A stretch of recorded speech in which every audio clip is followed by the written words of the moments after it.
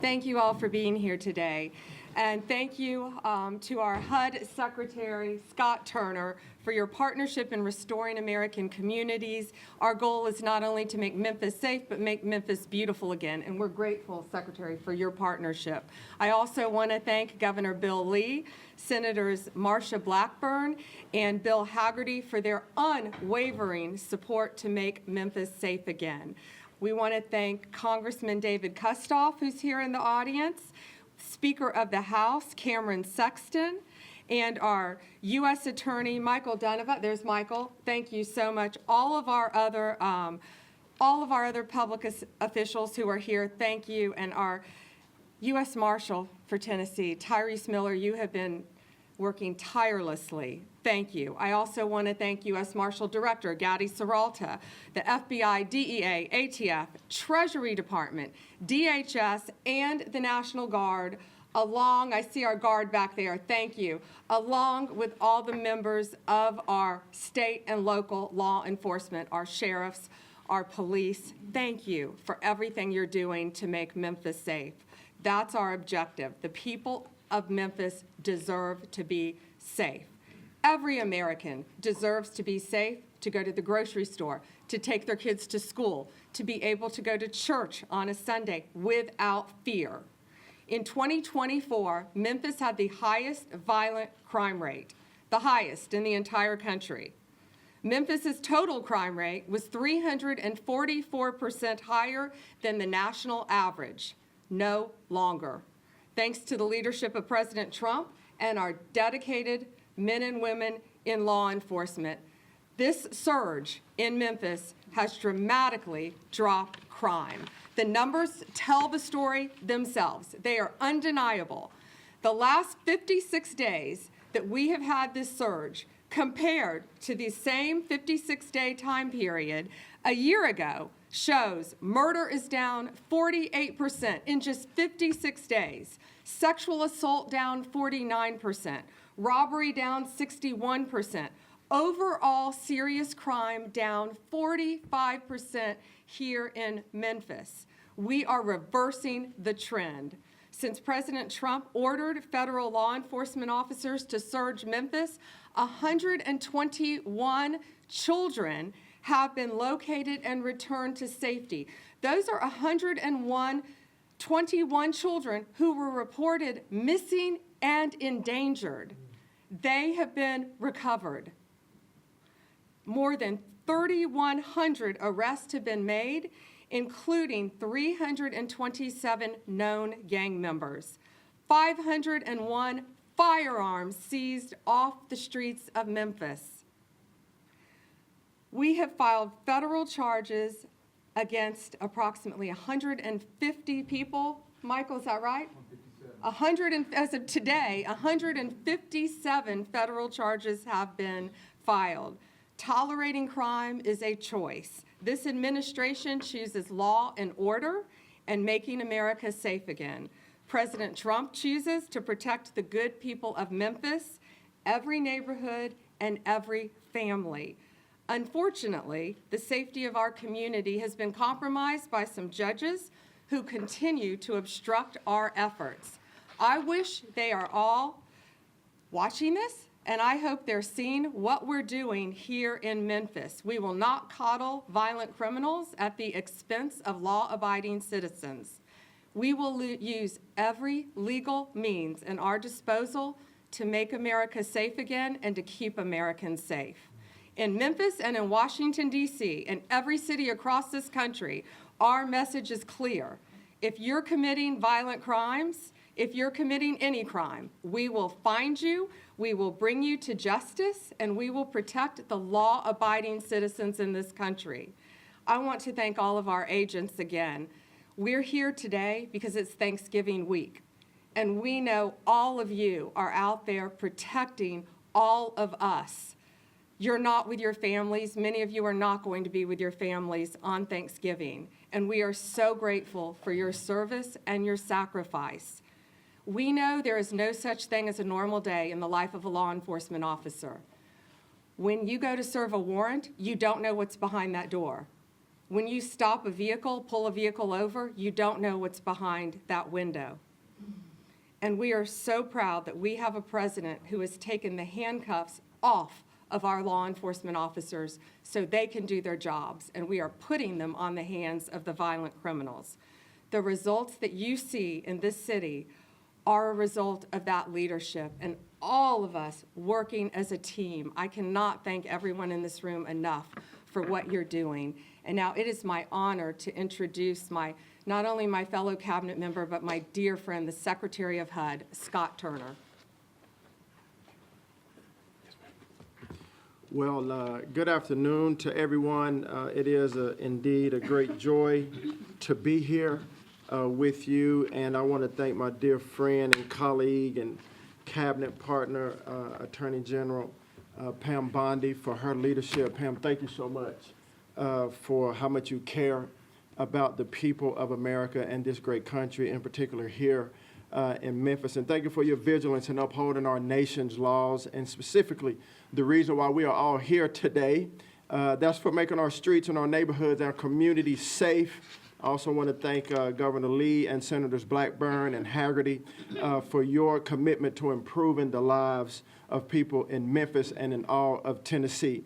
And also thank you to Director Gaddy, Serralta, and the U.S. Marshals and the FBI agents who are on the front lines every single day to restore safety to our streets in America. And to all the public servants that are here, thank you for your service to this great state and to your country.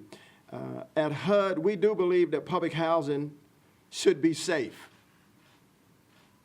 We believe that, and that's our conviction. A safe community starts with safe housing. If the housing is safe, the community is safe. And we want to take good care of the most vulnerable people in our country.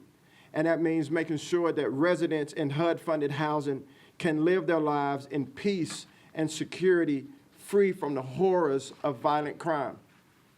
That's why HUD today we're announcing a new HUD crime hotline to allow the residents of public housing to call the HUD office of the Inspector General, the OIG, to report criminals, illegal aliens, sex offenders, human traffickers, and those guilty of gang activity, drug distribution, and fraud. We're spearheading this hotline right here for the residents of Memphis, Tennessee. This crime hotline is the latest in a series of action HUD has taken to help the American cities and neighborhoods be safe, including of those who live in HUD-funded housing. The Memphis Housing Authority serves more than 9,700 households and receives $107 million to administer federal rental assistance programs. And for all of those that are listening right now, residents of Memphis public housing, or those who might be concerned about the safety of your friends or family who live in Memphis public housing, for all of you, this announcement is for you. And here's our message. Protect your home. Protect your family. If you see it, if you hear about it, report it. And here's how. You can call 1-800-347-3735 from 8 a.m. to 8 p.m. Central Time. Or you can submit a tip online at any time through our website. And here it is, hudoig.gov/hotline. And this website is monitored 24/7 in real time. I'm going to say it again. The hotline number is 1-800-347-3735. And the website address is this, hudoig.gov/hotline. Law enforcement personnel stand ready to assist you with coordinated efforts with our friends at the DOJ and the FBI and state and local partners. This hotline is part of President Trump's effort to make our city safe again. That strategy includes the Memphis Safe Task Force started by President Trump, which is breaking the grip that violent criminals have had on this city, as the Attorney General alluded to, and returning power back to the people and the citizens of Memphis. We've already seen great progress, which you'll hear more about. Since this operation began in October, the task force has arrested more than 3,000 violent fugitives, including up to 12 suspects of homicide and more than 300 known gang members and much more. These numbers translate to lives and homes and futures protected. Again, we care about the future of America, the lives of every individual and collective Memphis and Tennessee citizens. But this would not be possible without our great law enforcement, and many of you are here today, and our military members. So thank you from me, from HUD, from Attorney General, and our entire administration. I've spoken to many who have traveled near and far to be part of this effort to make our city safe, true patriots, and great Americans. And I hope that this new hotline is another tool to help this in this effort. The hotline will allow residents of public housing to have their voices heard so their homes can be safe. It will help us to crack down on violent crime and drug distribution, fraud, human trafficking, and the influx of illegal aliens. We'll clean up our public housing so that they can fulfill their function of sanctuaries for the most vulnerable people in our country, where American citizens can get a temporary hand up and then gain independence from government help. Specifically, American citizens, that's who we want to help. Illegal aliens have no place in public housing. It's outrageous that people who should not be here come across our borders and now usurp spots and housing units that should support American people. Establishing this hotline is an important step in fighting this injustice for both the people of Memphis and for Americans nationwide. And I'm grateful for this opportunity to be here with you all today to make this announcement and this next step in the work that's already underway, and truly to restore safety and sanity in Memphis today. God bless you.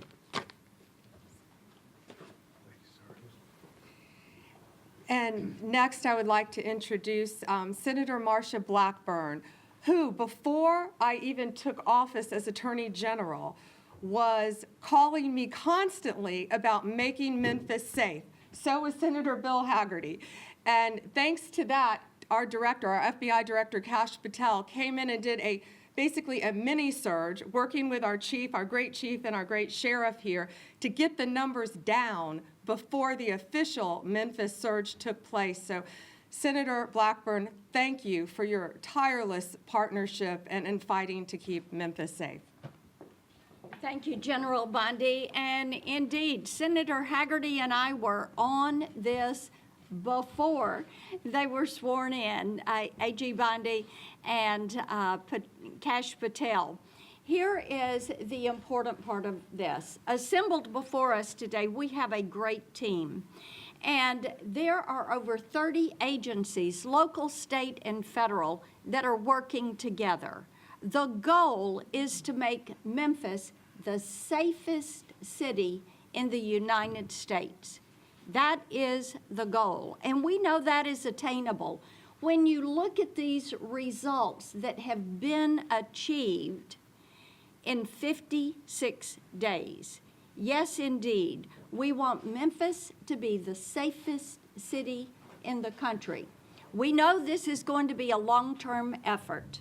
We know it doesn't happen overnight, but it is such a wonderful example of how Memphis can be the model for the rest of the country on how you come together as a team, how you fight violent crime, how you don't stop and don't give up, but keep getting these results. So as we have Thanksgiving week, to each and every agency, to our National Guard, of course to our chief, who is leading this effort, Tyrese Miller, our U.S. Marshal, and we have our U.S. Attorney, Mike Donovan. We also say thank you to the governor, to the speaker, for the support that the state has given to make certain this is a successful effort. And we thank the citizens of Memphis who have called our offices, who have spoken up, and who have said thank you for the work to fight violent crime and to make Memphis safe. Thank you all. And Senator Bill Hagerty, who ditto, you've been right there with Senator Blackburn. Thank you. Thank you, General Bondi. Secretary Turner, thank you for being here as well. Gaddy, it's great to see you. Governor, thank you for your leadership. Senator Blackburn, thank you for your partnership.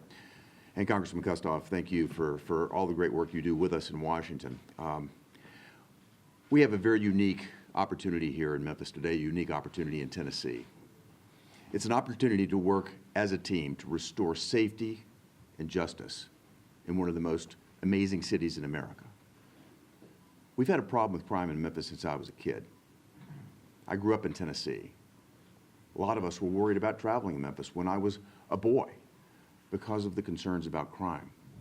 It's something that really expanded way beyond control with the pandemic.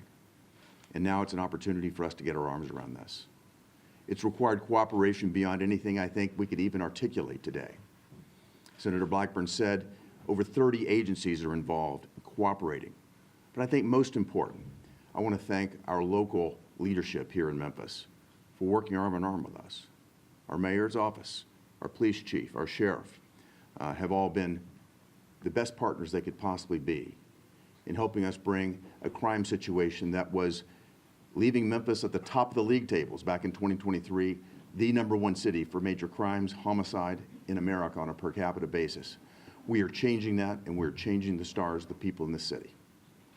We are going to make Memphis the safest city in America. We're going to be a role model for the rest of the cities in the United States, and I hope that many city leaders across the country will take a look at what's happening here today. And I think they'll see that this is the key, this is the formula to make their city safe as well. This is going to have repercussions well beyond the borders of the state of Tennessee, and I'm so proud that we're making it happen here in Tennessee. One great challenge remains ahead of us, and that is to sustain this success. And to do that, Governor Lee and I have talked about this extensively. Local leadership will play a big role. Speaker Sexton, you're going to have a big job in this, but as a member of the Appropriations Committee at the federal level, we're going to be doing everything that we can to make certain that we have the proper resources going forward so that we're able to maintain the safety of Memphis, to bring back the greatness of this wonderful city. We're seeing it happen right before our eyes, and we're going to sustain it. So thank you all very much. And again, General Bondi, thank you for being here, and I want to thank overall President Trump for his leadership allowing all of this to happen. Thank you. Thank you so much. Thank you, Senators. And since the day this was announced and before, Governor Bill Lee, thank you. You have been an incredible partner working with us, and I hope some other governors around the country are watching right now. You know who you are. Call your fellow governor, Bill Lee, and he'll tell you what's happening in Memphis when you work together, when you work with Mayor Paul Young, when you work with a great police chief and a great sheriff. We can make a tremendous difference. It is my honor to introduce your governor of Tennessee, Bill Lee. Thank you. Thank you, Joe Bondi. I'm very grateful to you. Everyone has been called out for gratitude. I just want to say, as the governor of this state, as a seventh-generation Tennessean, as someone who's lived here my entire life, who has loved the great city of Memphis, whose grandparents lived 6 blocks from the river, and as one who knows how remarkable Memphis has been and still is today, but understands the weight of the burden that crime has placed on this great city for far too long. This is Thanksgiving week, and this is a governor who has a deep debt of gratitude to everyone who has come together to make this happen. We're in a historic moment for Memphis, Tennessee. For those who haven't known how remarkable this great American city is, they now are beginning to understand it. And when we are a not only remarkable city, but a safe city, as has already begun to happen in this state just in a couple of months, the world will see what can happen when partnership comes together. Sheriff Bonner, Chief Davis, Mayor Young, local leadership that partners with state resources, our Tennessee Highway Patrol, that I'm so proud of the work they've done here, our Tennessee National Guard, our Tennessee Bureau of Investigation. For these local and state resources to be backed up by the DEA, the FBI, the U.S. Marshal Service, the ATF, General Bondi and her team. When I met with President Trump and sat down and talked about this plan. And he said to me that he wanted to return great American cities to a place where they were safe for their residents once again. He indicated to me that the full resources of the federal government would be laid upon the city to partner with the state and the locals. I wondered if all that could happen. He had a vision for that. He insisted that it could, in fact, take place, and we're seeing that unfold before our eyes with murder rates cut in half and crime rates in Memphis at their lowest level in 20 years. This is an example of what can happen when people set aside all their differences and focus on the people of Memphis, Tennessee, the mothers who live in those communities, the businesses that have their capital at risk every day, and the people who live in Shelby County who know just how remarkable this place is and how important it is that we succeed at this task, and it's happening. There is a scripture where Paul says, I thank my God in all my remembrance of you. And this is a governor in Thanksgiving week who will thank God as I remember every law enforcement officer, every soldier, every director, every leader that is utilizing their resources and their giftings to make this great American city safe again. Thank you very much. Governor, I can say on behalf of all of us, Tennessee is blessed to have you. Thank you. It is now my honor to introduce our U.S. Marshal, Gady Serralta. As you know, Gady led the surge in Washington, D.C., and has had remarkable success. And now, of course, he's here in Memphis. He stepped up to take the call from President Trump once again to make Memphis safe. Gady Serralta. Thank you, A.G. Thank you very much. Good afternoon. I'm happy to be joined here by Attorney General Bondi, Secretary Turner, Governor Lee, Senators Blackburn and Hagerty, and the others that have been announced before.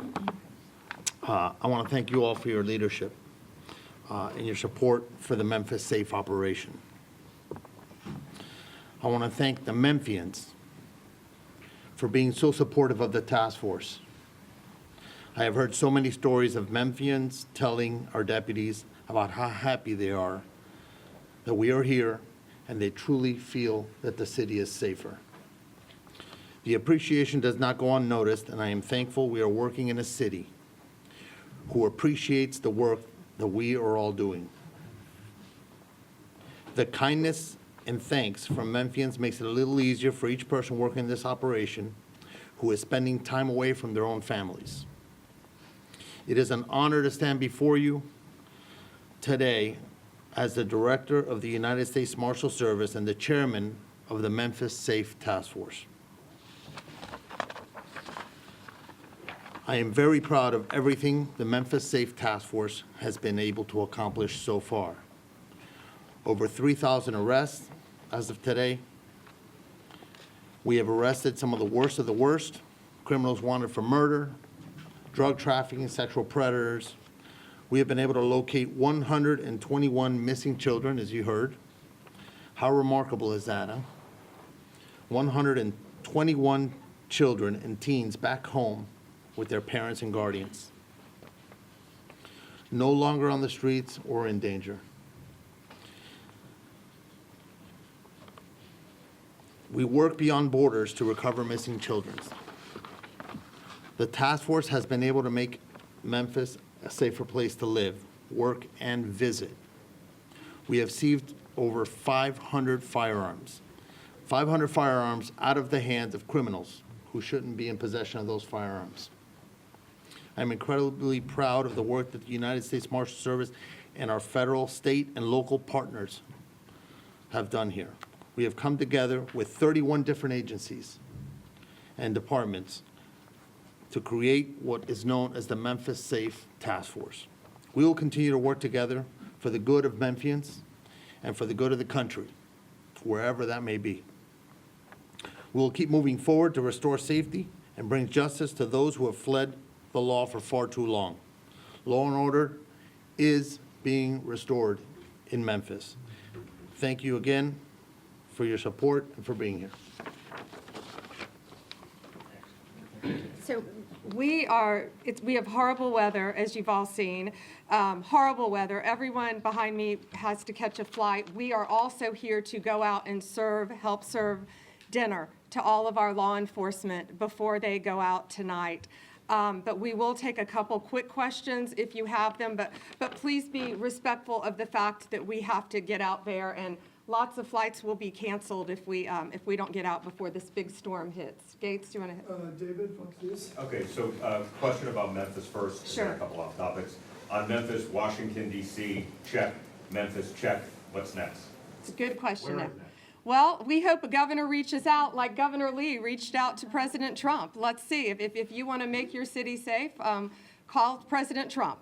But we'll see. You know what? Regardless of whether you're going to cooperate or not, Donald Trump has made it very clear he's going to keep all Americans safe, whether you're helping us or whether you're not, as an elected official. And here in Memphis, we're blessed to have a mayor. I wish we have our deputy mayor here today. I wish the mayor could be here with us today. But we all talk to the mayor so much, and Chief Davis and Sheriff Bonner, thank you for everything you're doing, and that's what it's about. So we hope some other cities who are in desperate need of help reach out to us. And we are talking to a couple mayors now, I will tell you that. But Wonderful. you probably would be unexpected, so. Okay, and then if I could just get your reaction to the James Comey, Sure. Letitia James cases being dropped today. Back in Washington, James Comey put out a video. He said this matters most because a message has to be sent. The President of the United States cannot use the Department of Justice to target his political enemies. Your reaction to the cases being dropped into that specific message? Sure, we'll be taking all available legal action, including an immediate appeal to hold Letitia James and James Comey accountable for their unlawful conduct. What is your reaction to his statement? I'm going to keep going on this. I'm not worried about someone who has been charged with a very serious crime. His alleged actions were a betrayal of public trust. So, Matthew Folden. Thanks, Attorney General Bondi. Could you be a little more specific on what your message to Democratic governors and Democratic mayors is based on the success that you've seen in cities like Memphis that we have here? And are you optimistic that any of them are watching right now to learn the lessons from the successes of the Memphis Task Force to try and bring this to their cities ahead of Thanksgiving, ahead of the holiday season? sure, we want to help all governors. We want to help all mayors who need President Trump's help. Look what we've done in D.C. Look what Donald Trump's leadership has done right here in Memphis. You don't have to be of the same political party. Clearly, this is about keeping Americans safe. If you want to talk to anyone, go out and talk to the residents of Memphis who have been very vocal about what has been done by the leadership of all the people behind me and sitting in this audience to make their great city safe again. We want to help anyone, regardless of political party. Alana. I have an on-topic and an off-topic, if you'll allow me. The arrest from the task force is putting a strain on the criminal justice system here and compounding problems at the local jail. What is the federal government doing to support the Memphis criminal justice system to ensure that this can? I'm going to let Director Serralza take that. He's been working on that. Yeah, so a couple of things have been done. First of all, we're taking every case we can federal. Our U.S. Attorney here, Mike Donovan, is a pioneer in taking these cases federal. The other issue that we have is on the state court side. It seems like the cases, the criminal cases, are taking too long to see their way through the wheels of justice, if you will. So we're open to working with the state prosecutor's office in order to shorten that period of time and get some of these cases flowing. So if we don't speed up the process, it's going to continue to back up. But I'm going to tell you what the answer is, right? Because we can't put them through the criminal justice system does not mean that it's a free pass to commit crimes. So we're going to keep arresting folks. They keep committing crimes, we're going to keep arresting them. Kalani, you had a follow-up, and then we've got to get outside and get to, sure. If I can ask, what happens to U.S. Attorney Halligan now? Will she remain in her position while the appeals process plays out? And does that threaten to upend other cases in the office if you guys don't win on appeal? It does not. We have made Lindsay Halligan a special U.S. attorney, so she is in court. She can fight in court just like she was, and we believe we will be successful on appeal. And I'll tell you, Lindsay Halligan, I talked to all of our U.S. attorneys, the majority of them around the country, and Lindsay Halligan is an excellent U.S. attorney, and shame on them for not wanting her in office. Thank you all. Thank you guys very much. How would you sustain this, Ms. Attorney General? How are you going to sustain this effort going forward?